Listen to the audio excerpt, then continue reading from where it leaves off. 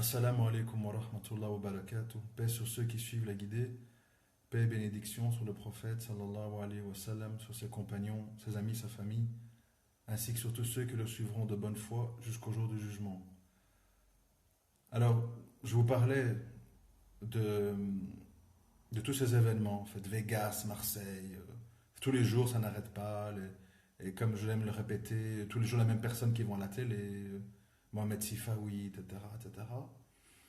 Euh, mais c'est pas tellement ça dont j'ai envie de parler, moi, parce qu'il n'y a pas grand-chose à dire. C'est plutôt, en fait, tout ce qu'il y a autour, tout ce que ça signifie et comment nous devons appréhender la chose.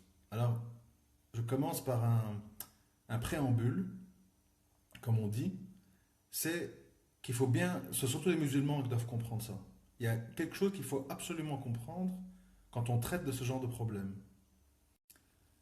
C'est le fait que on n'est pas, on n'est pas dans le domaine de la rationalité. Il faut comprendre que quand il se passe quelque chose dans le monde, une explosion, un attentat, coup de couteau, etc., la question, la vraie question, euh, c'est pas de savoir s'il y a 10 morts, 20 morts, 15 morts, 200 morts. C'est pas tellement ça qui intéresse les gens ou les médias. Ce qui est, euh, ce qui est recherché, quelle est l'information qui est recherchée, c'est la personne qui a fait cet acte, c'est au nom de quoi?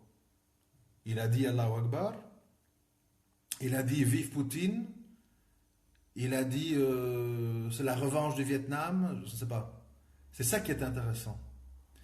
Et pourquoi je dis ça? C'est très important. Pourquoi je dis ça? Parce que ça vous démontre que, contrairement à ce que nous pouvons penser, ce qui mobilise les médias et l'opinion dans ce genre d'histoire, ce n'est pas le danger, c'est-à-dire ce n'est pas la peur, ni le... Comment je vais dire? C'est pas la peur ou tout ce qui peut être angoissant. C'est pas ça. Ça donne l'image de ça, effectivement. Ah, dangereux, machin, etc. Pourquoi? C'est très facilement démontrable quand on réfléchit un petit peu. Tous les jours en France et ailleurs dans le monde, il y a, euh, il y a des morts à cause des chiens dangereux, à cause des excès de vitesse, à cause de l'alcool, à cause des suicides, etc., etc. La liste est longue, les particules fines dans les villes, cancer, machin, bon. Vous faites la somme de tout ça, on se retrouve devant des milliers de morts. Donc le problème de fond, et moi je le dis pour que les musulmans déculpabilisent et justement commencent à analyser tout ça avec beaucoup de recul et d'indifférence. Le problème de fond, c'est pas le fait qu'il y a des morts. Les deux jeunes filles à Marseille, les 58 personnes à Las Vegas, les blessés. C'est pas important pour les gens, pas du tout. Ils savent bien que tous les jours, il y a bien plus de morts dans des histoires qui sont banalisées au nom de la liberté, au nom de tout ça. Donc c'est pas la mort, c'est pas la peur. La vraie vérité, et je le dis d'une manière indiscutable, c'est cette blessure-là, ce mort-là, même s'il n'y en a qu'un, est-ce que ça a été fait au nom de l'islam? Est-ce que la personne qui l'a fait, elle a dit Allahu Akbar, on a trouvé chez elle un drapeau, on l'a vu fréquenter des sites, machin? C'est ça qui est intéressant. Le mort, tout le monde s'en fout. Et ça, c'est quelque chose que nous ne comprenons pas. Nous, on croit que quand le curé, machin, s'était fait égorger, les gens sont toutes, euh, toutes secouées parce que c'est un curé ou je ne sais pas quoi. On pense que quand il y a eu 4 millions de Français dans les rues parce qu'il y a eu les 11 dessinateurs de Charlie, c'est parce que ces 11 morts qui représentaient la liberté d'expression française, etc., etc. C'est pas du tout ça. Le fond du fond, c'est quoi? Et, et c'est pas du tout du racisme, c'est un constat, je répète, ce sont des constats. Le fond de l'affaire, c'est quoi? C'est que euh, ce qui nous dérange, ce qui nous perturbe, c'est que ces actes soient faits en apparence. Et vous allez voir pourquoi je dis en apparence. Soient faits en apparence au nom d'Allah, au nom de l'islam. Pourquoi? Parce que déjà à la base, avant qu'il y ait des attentats, des bombes, des machins, des 11 septembre, etc. Longtemps avant, parce que les plus jeunes, ils ne savent pas ça ici. Moi, quand j'avais, quel âge? 14-15 ans, donc il y a 30 ans. C'était en 1985, plus ou moins. J'entendais déjà mes grands-parents, leurs amis, ils parlaient de tchador, ils parlaient de voile, ils parlaient de, comment ils disent, toutes des expressions racistes, tchouk tchouk, leur bagnole avec les rideaux pour aller au bled. J'entendais tout ça. Et pourtant, il n'y avait aucun attentat, il n'y avait rien. Vous comprenez? Il n'y avait rien. Il n'y avait que des musulmans couscous, soumis, avec leur djellaba, leur truc. Bonjour monsieur, pardon monsieur, etc. S'il vous plaît, etc. C'était déjà trop. Il y avait déjà le rejet. Il y avait déjà comment on va dire, l'âme perturbée. Et donc, une erreur qu'on fait, je ne sais pas si je suis bien, ouais. Une erreur qu'on fait tous, c'est de penser, à tort, cette agitation est liée à la violence. C'est pas vrai. Le meilleur exemple, c'est que, vous le remarquez, à chaque fois qu'un acte grave se passe, le massacre de Breivik en Norvège, l'Allemand suicidaire, je ne sais plus son nom, Lipitz, qui s'est jeté sur les Alpes avec l'avion, 200 morts. Cet Américain maintenant qui a vidé 10 chargeurs sur les gens, etc. En général, quand il y a beaucoup de morts, on peut être sûr que c'est pas quelqu'un qui se revendique de l'islam.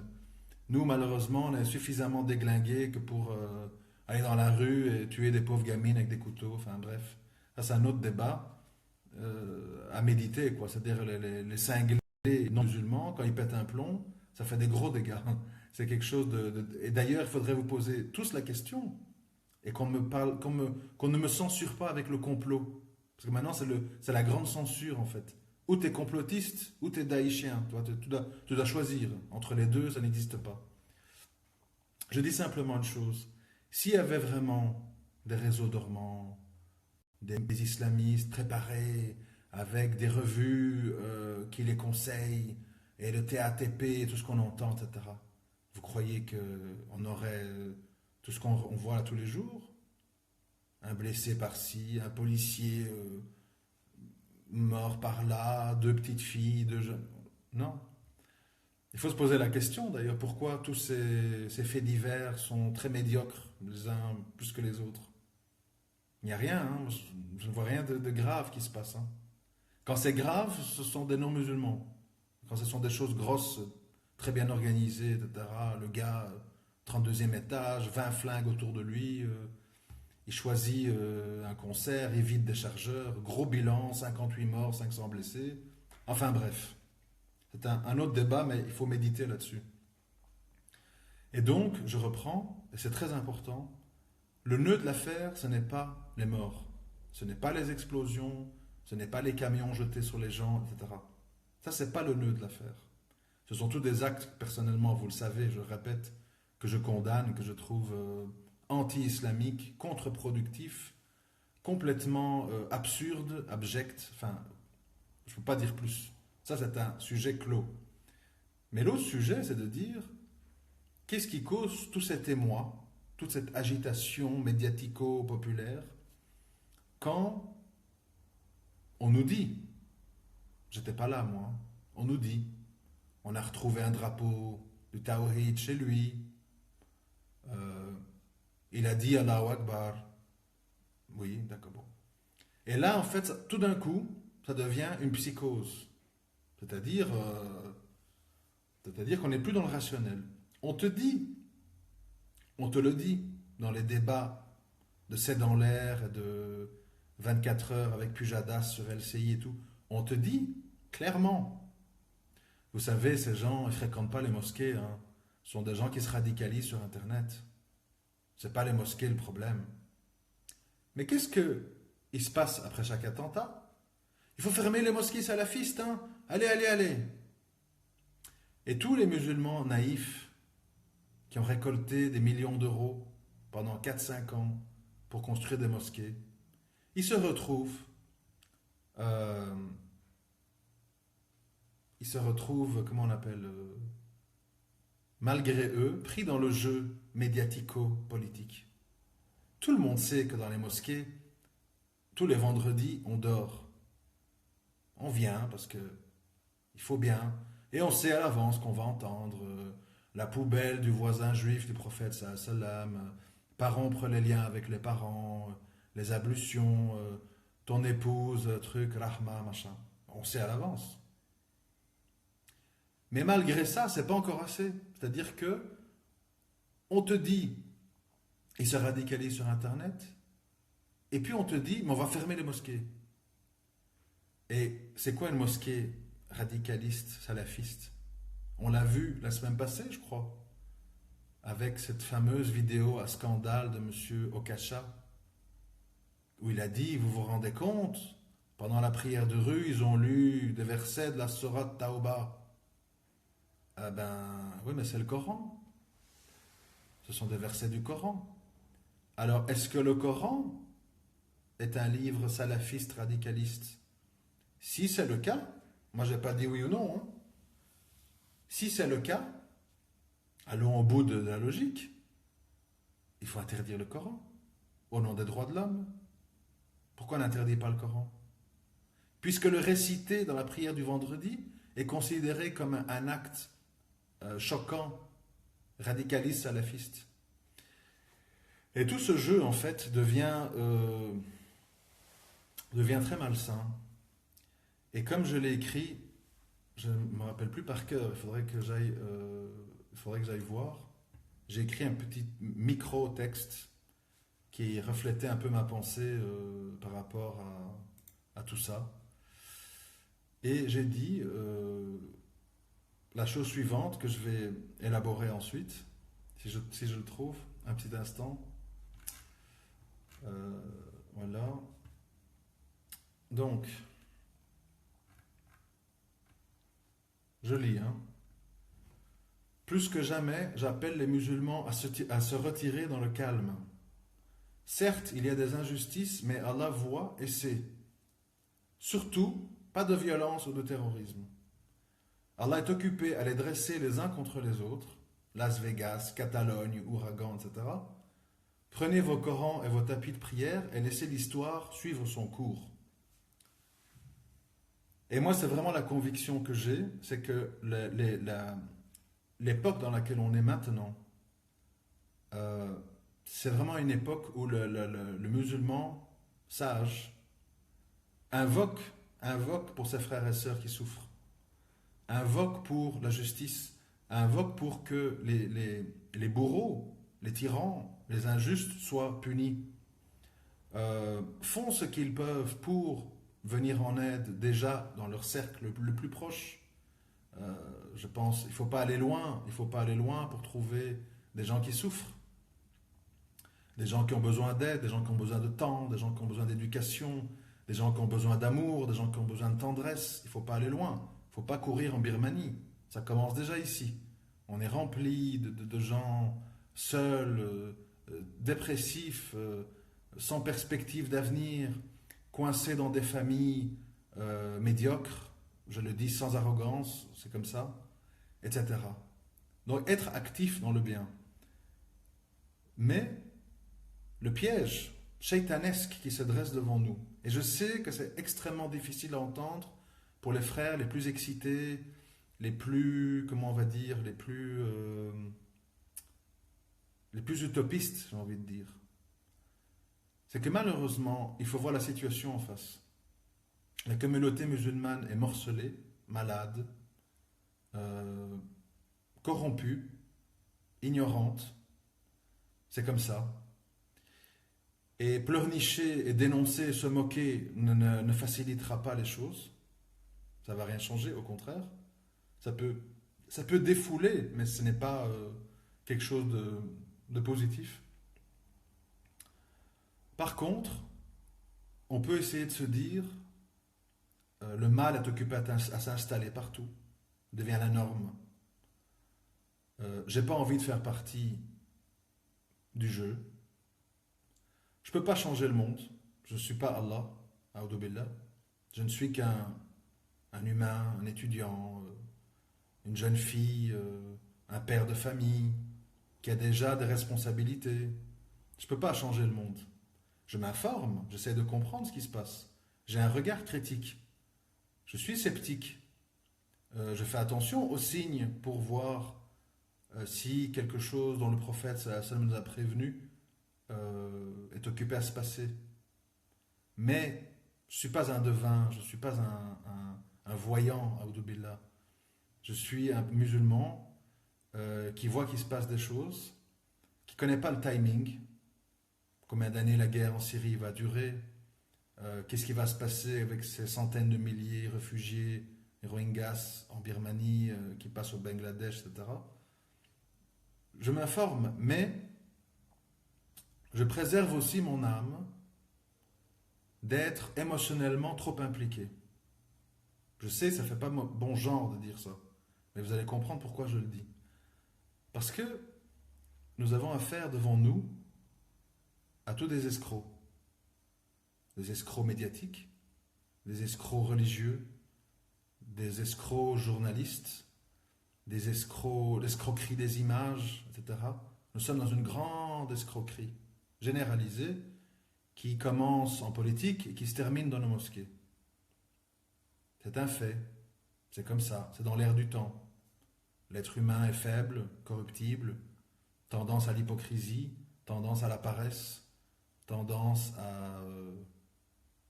comment je vais dire, à ne pas respecter son engagement, à tous les niveaux.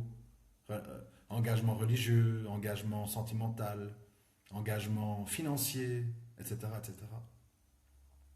De nouveau, il faut voir ça avec détachement. C'est, comme j'aime le dire aux amis avec qui je parle, tout ça est très humain. L'humain est humain, pas très surprenant. Mais là où le problème commence, c'est quand on s'implique émotionnellement. Pourquoi?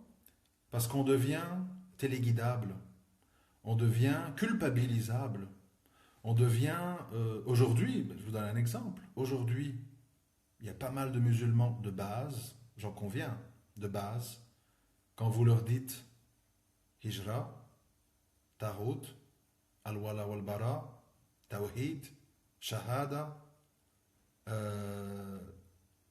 ils ont peur, ils paniquent.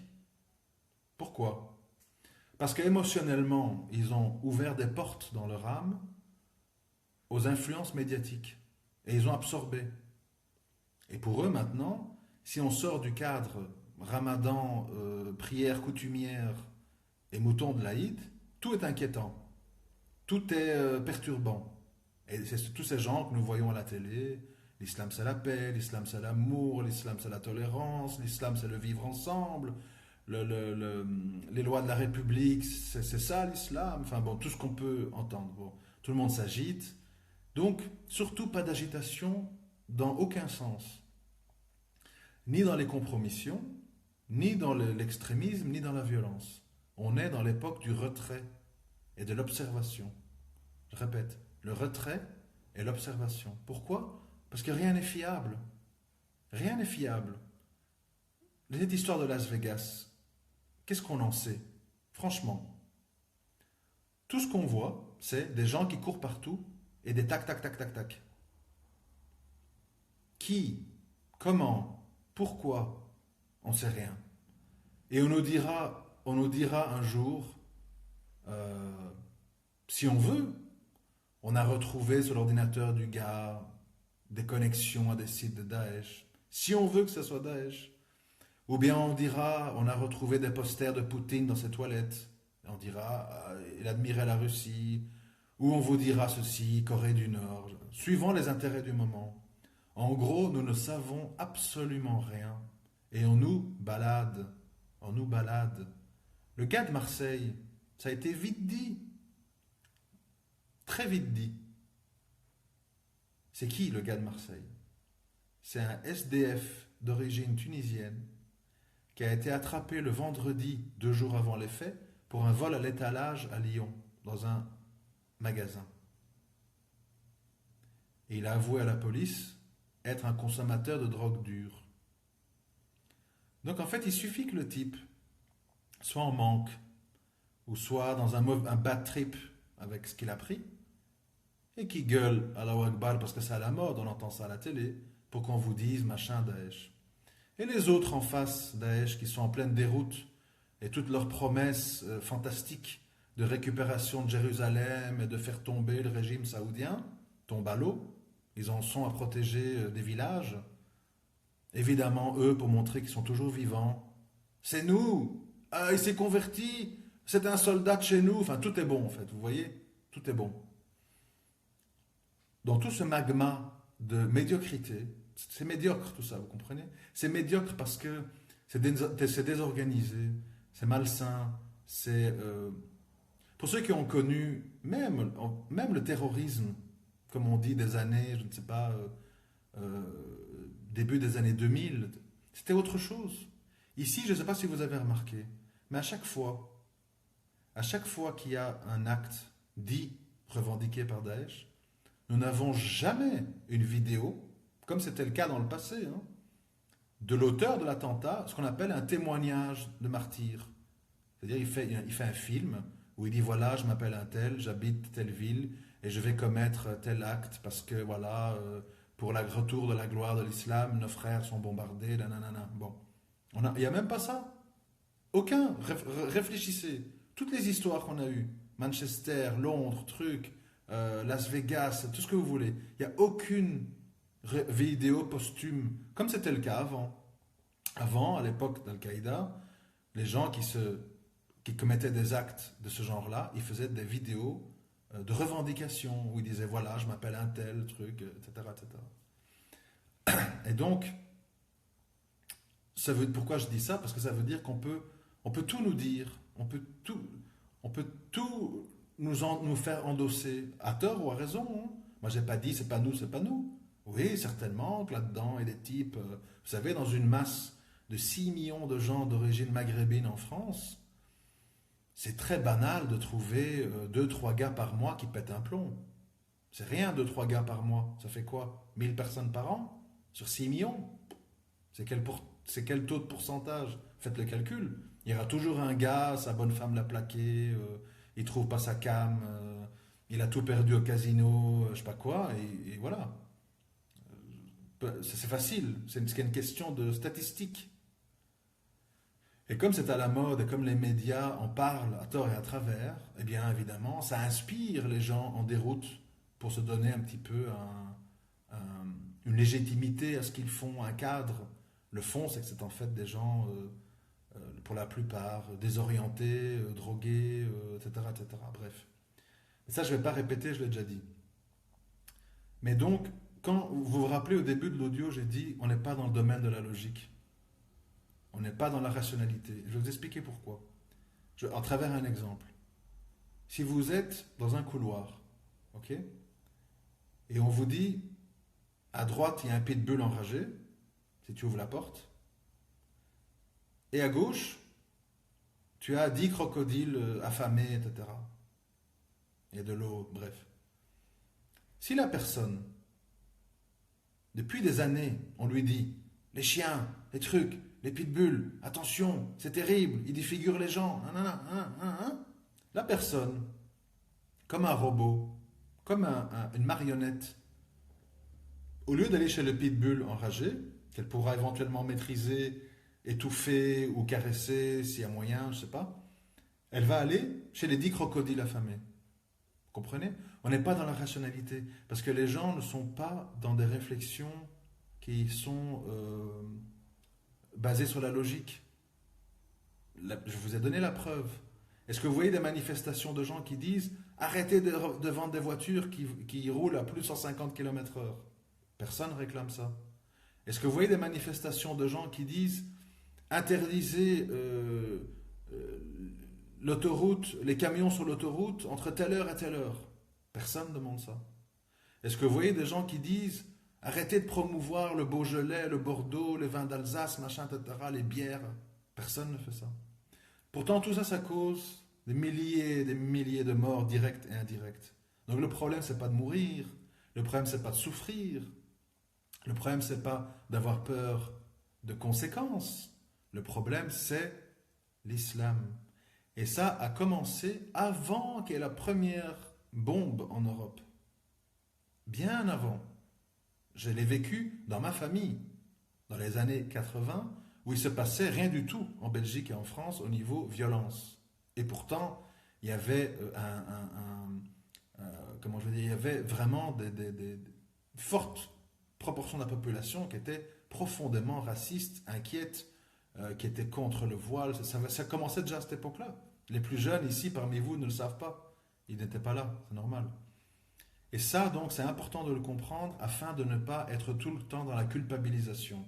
D'abord parce que toute cette agitation n'est pas liée à la violence, mais liée à sa nature, c'est-à-dire si le gars de Las Vegas, on retrouve un drapeau de Daesh chez lui, comme par hasard, ou des connexions vers des sites, machin, ça change tout, ça deviendra une affaire rocambolesque. Si c'est un gars, ma bonne femme m'a quitté, elle est partie aux Philippines, je l'ai mal vécu, machin, ça sera classé sans suite. Donc, c'est pas la mort qui compte, c'est pas les ventes d'armes, le débat sur les ventes d'armes en Amérique qui compte. Ce qui compte, c'est il a tué pour qui et pourquoi. Et tout ça nous ramène à un seul sujet, la haine de l'islam. Tout simplement. La haine de l'islam. C'est pas la violence, c'est pas la mort. Ça, c'est nous qui pensons ça, à tort. C'est pas ça. Et la deuxième chose donc, qui vient en plus de ça, c'est le fait de comprendre. Nous, les musulmans qui voyons des musulmans qui souffrent un peu partout, je ne vais pas vous faire la liste, vous la connaissez, ce serait indécent. Nous, on ne doit pas avoir la faiblesse de croire que rajouter du chaos au chaos aura une issue positive. Parce que regardez, il suffit d'observer pour comprendre. Avec tous ces faits divers qu'ils attribuent à l'islam, etc., à tort ou à raison, je répète, je ne suis pas enquêteur de police, je ne connais pas les dossiers. Donc, ce n'est pas ça qui m'intéresse. Ils arrivent, on le voit dans nos familles, on le voit dans notre entourage, ils arrivent à ce que les gens éprouvent petit à petit de la répugnance pour Khilafa, Al-Jihad, Hijra et compagnie. Ça devient des mots tabous, ça devient des gros mots. Donc, quelque part, il faut se dire si on devient acteur de tout ça, en pensant que c'est bien, qu'il faut y aller, faut se balader des couteaux dans les rues, etc. On devient co-responsable de cette mauvaise promotion.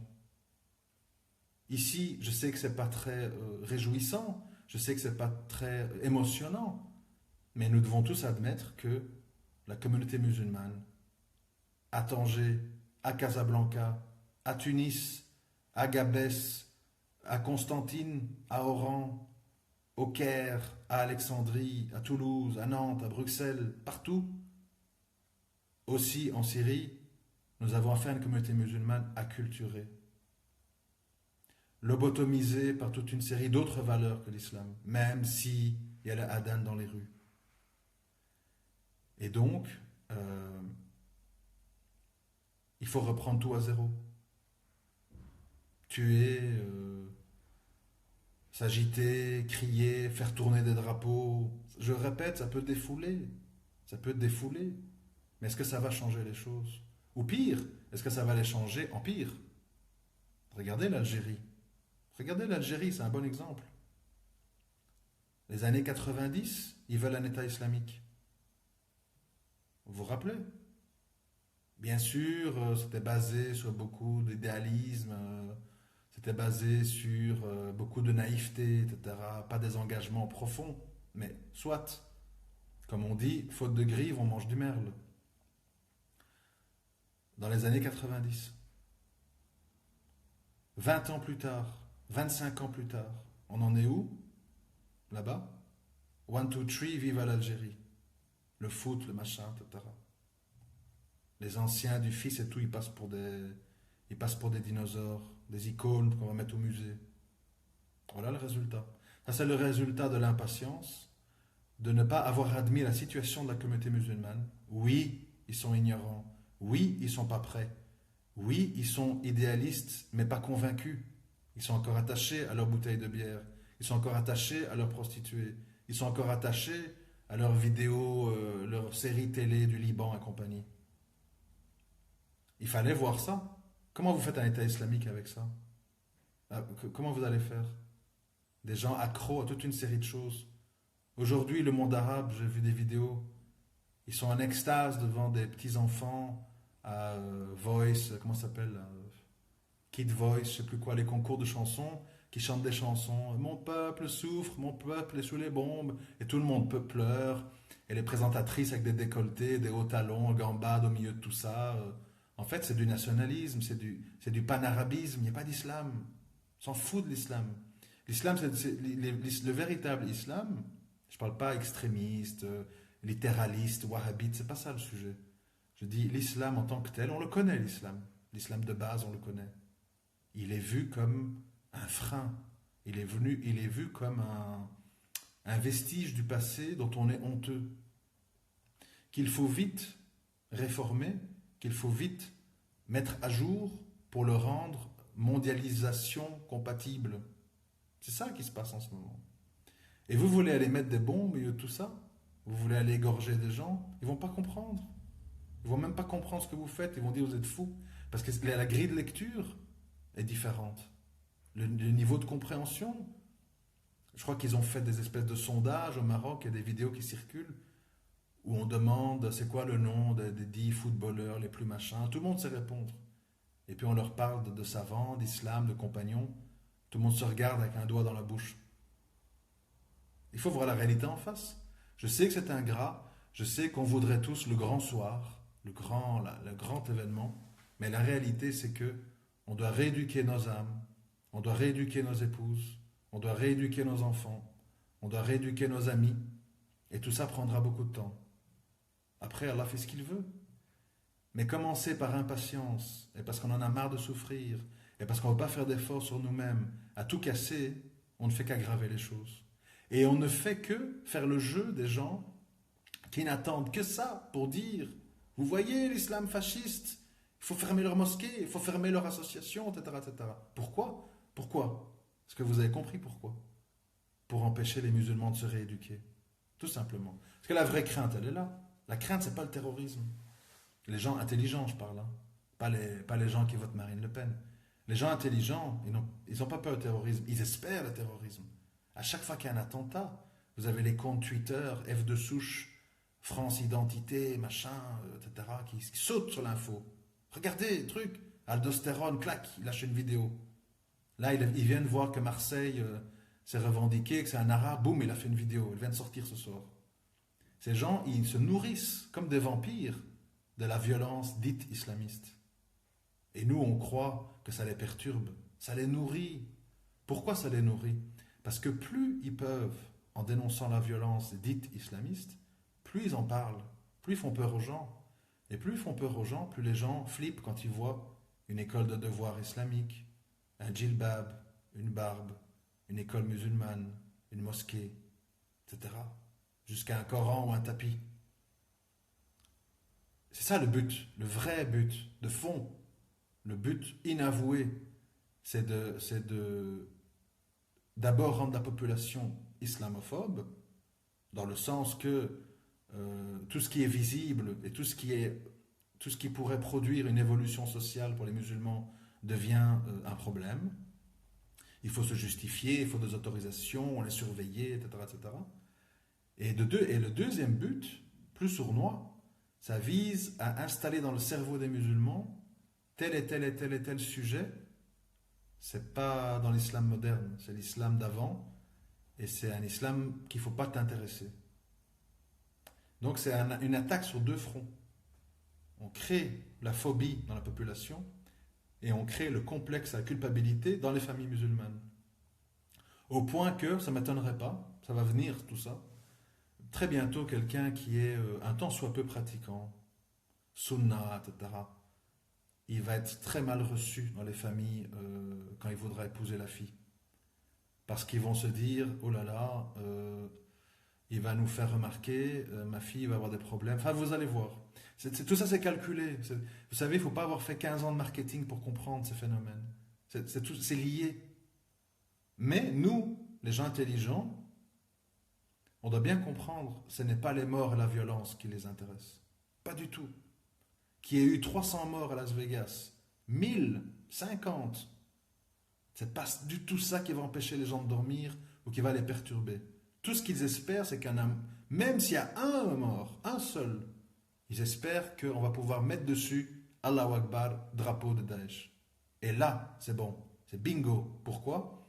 Parce qu'on peut alimenter la machine quotidienne en ils sont dangereux, ils nous envahissent, attention, ils reviennent à leur religion, les pratiquants c'est dangereux, etc. Et pourquoi? Ça va mettre une pression sur les musulmans. Ils pourront plus louer un appartement, ils pourront plus trouver un travail, ils pourront plus vivre en paix euh, au milieu des non-musulmans. C'est tout un programme. Mais nous, on doit le comprendre. Et ce qui est malheureux, c'est de voir le nombre de jeunes idéalistes qui pensent que vraiment ce qui est fait au nom de Daesh, soi-disant, c'est quelque chose qui sert la cause de l'islam. C'est dramatique parce qu'ils rentrent dans la combine, mais c'est pas populaire parce que les gens veulent des émotions fortes. C'est ça le problème de nos jours. Les gens veulent des émotions fortes. Ils veulent ce que j'appelle des shoots. Et les shoots, c'est toujours des choses qui touchent. C'est comme le Facebook et Twitter. Les gens, ils s'arrêtent sur quel genre de post? Les trucs qui sont un peu. Ah, il y a une polémique. Ah, t'as vu la sœur, elle a dit qu'elle a trompé son mari avec son frère. Ah, oh là là, Aoudoubellah. Voilà, on veut de l'excitant. On veut du truc qui touche à nos sens. Analyse de fond, un truc, l'homme, la femme, le couple. Oh là là, c'est fatigant. Hein. T'as pas une caméra cachée, un truc marrant moi non, je me suis tapé 8 heures de boulot, j'étais à l'école. J'ai pas envie de me casser la tête. Hein.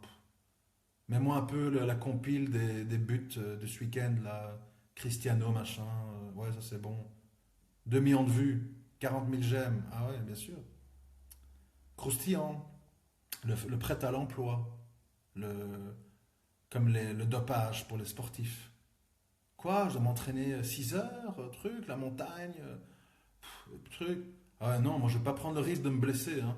Je vais prendre un peu de tel et tel produit pour truc. Voilà.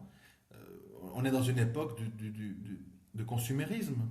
Consumérisme d'information, consumérisme des émotions, consumérisme dans les sentiments. On consomme. Ah, les mignons, truc. Ah, on va faire le halal. Ah, il me donne des ordres. Ah, il m'empêche de faire des choses. Ah ben non, hein, alors là, non, non. C'est fini. Hein. Quoi? Période de Ida? Médiation? Je connais pas. Non, pas envie. C'était pour ceux d'avant, ça. Moi, maintenant, j'ai plus envie, j'ai plus envie. C'est fini du jour au lendemain.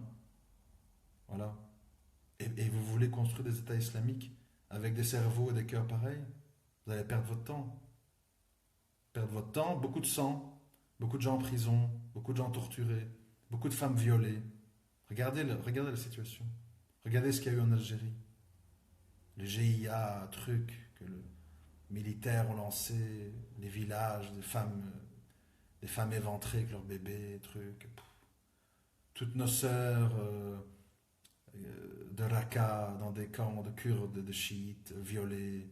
Les ambassades européennes ne les veulent plus, ils les laissent là-bas. C'est beau, c'est bien.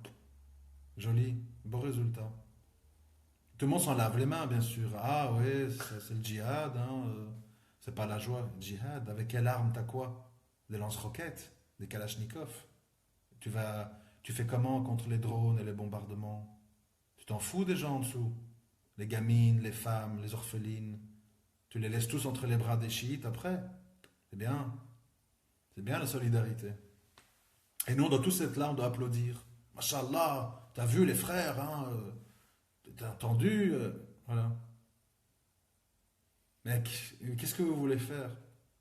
On est pris en otage entre les chalgoumis et les machins, et puis les autres de l'autre côté. Et tout ce qui est entre les deux est inaudible pour les gens, parce que les gens veulent du facile. Soit ils veulent faire de l'aplaventrisme, soit ils veulent gueuler avec des drapeaux noirs.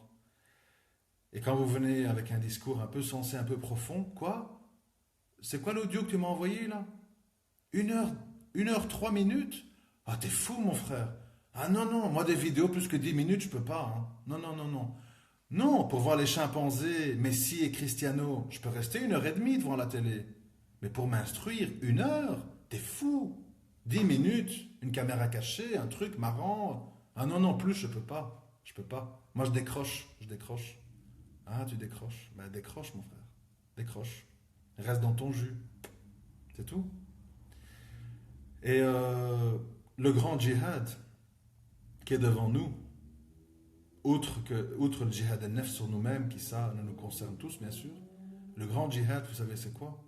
C'est comment on va sortir cette umma de l'ignorance, de l'hypocrisie, de la léthargie. Et pour la sortir de là, il faudra que les jeunes soient exigeants et n'acceptent pas qu'on leur mente et s'instruisent de façon à dire aux prédicateurs et aux imams, mais cher, ce que vous dites là, Allah il dit autre chose dans le Coran, et ça, et ça, et ça, pour bloquer ces gens, pour les empêcher de faire du mal. On en est là aujourd'hui. Euh, on le sait tous, Allah n'est pas injuste, Allah voit et sait, mais peut-être, je le dis sans réjouissance, peut-être que vous et moi, nous sommes la génération de transition. C'est-à-dire que d'ici le moment de notre mort, il ne va pas se passer des choses, comment on va dire. Le musulman ne se soucie pas du résultat. Ça ne peut pas réfléchir comme ça. Le musulman, il donne un sens à sa vie. Il fait des petites choses de manière constante, mais il prend position. Il commet des actes constructifs. Mais le résultat, il arrive quand Allah l'a décrété. Et Allah ne peut pas décréter que les choses changent si les gens lui tournent le dos, manifestement. Lui tournent le dos. Et ne croyez pas, je ne veux pas entrer dans les détails, mais ne croyez pas que dans ces pays en guerre, c'est joli, joli. Il y a de la corruption, il y a des luttes de pouvoir, il y a des mensonges, il y a des meurtres, il y a des vols, il y a des calomnies, il y a des trafics. Il y a toute la même saloperie qu'on a ici. Et en plus, il y a la guerre, et en plus, il n'y a pas d'alloc, et en plus, il y a les bombes. Il n'y a pas de sortie de secours, mes frères et sœurs. Il n'y a pas de sortie de secours. C'est la destruction de l'ego et de l'ignorance ou la stagnation dans les marécages puants. Ici, au Shem, au Caire, où vous voulez. C'est la même infestation, la même peste qui a envahi le monde. Parce qu'il y a la télé, parce qu'il y a les téléphones, parce qu'il y a l'ignorance, parce que l'humain est humain, parce que l'humain aime la facilité, parce que l'humain aime l'argent, parce que l'humain aime les plaisirs et l'humain aime le pouvoir. Tant qu'il y aura tout ça, malheureusement, on va tourner en rond et on va se désespérer. Et pour ne pas désespérer, il faut voir la réalité en face et venir avec les vraies et les bonnes et les solutions durables, positives, constructrices. Être baladé comme des babouins entre BFM, ITélé, c'est vous, on ferme vos mosquées, machin, il a dit Allahu Akbar, en fait non, il est camé, mais quand même, etc. Non, non, non, non. Moi, vous faites votre cirque bouglione sans moi, vous vous agitez sans moi. Moi, je regarde le spectacle avec une boîte de popcorn et je regarde vos ouragans, vos Catalogne, vos Macron, vos trucs, toute votre bric-à-brac, je suis Charlie, machin, Marine Le Pen qui se sabote dans le débat contre Macron, Macron qui ment, Mélenchon qui est un franc-maçon et les gens ils y croient, la France insoumise. Tout ça, on s'en lave les mains, on se désavoue de toute cette porcherie et on revient vers Allah, on travaille notre âme, on s'entraide dans la quête de la connaissance, de la compréhension des choses, et on essaye de donner un sens à notre vie. Mais commencer à devenir des pitres, des singes et des marionnettes, ou des complices, encore pire, en pensant bien faire, c'est certainement pas la voie à suivre. Et ça, il faut le dire et le répéter, c'est une question de logique. C'est une question, la logique, elle est plus forte que tout. C'est la logique pure. Regardez devant vous ce qui se passe. Les seules mosquées qu'on laisse ouvertes sont des mosquées où on ment sur Allah. Celles où on ne ment pas, sous l'excuse du terrorisme fait par des camés ou des homos refoulés, on les ferme, on expulse. Donc le but, c'est l'aliénation des musulmans et rendre les musulmans complexés de leur religion. Alors moi, je n'ai pas dit que c'est un scandale, je n'ai pas dit que c'est la fin du monde, je dis simplement comprendre ce qui se passe et sauver sa peau, sauver sa religion, sauver sa foi, sauver sa famille. Le reste, vous ne pouvez rien faire, ils peuvent dire ce qu'ils veulent. Ça se trouve ce soir, je n'ai pas vu la télé, peut-être que ce soir ils disent que le gars de Las Vegas avait un poster d'Al-Baghdadi avec des fleurs en dessous. Qu'est-ce qu'on va faire? On va pleurer? C'est pas nous, on n'a rien fait. Machin, les convertis, on n'est pas tous comme ça. C'est du bidon tout ça. Ils peuvent dire ce qu'ils veulent. Et c'est peut-être vrai, c'est peut-être faux, peu importe. On doit être lucide, mes frères et sœurs. Il faut vraiment arrêter d'être des complexés ou des gens qui endossent des choses.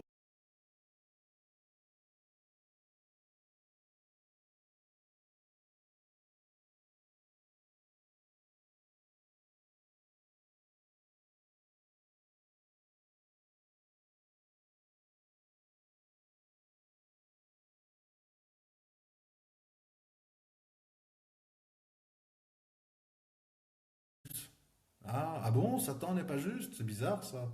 Ah ouais. Grand scoop, Satan ne veut pas aller seul en enfer. Ah, il veut amener le maximum de gens avec lui. Ah bon. Bah oui, Satan n'est pas juste. Et Satan veut pas être tout seul en enfer. C'est tout. Il veut de la compagnie. C'est aussi simple que ça. Je vous remercie de m'avoir écouté. À très bientôt, Inch'Allah. Assalamu alaikum wa rahmatullahi wa barakatuh.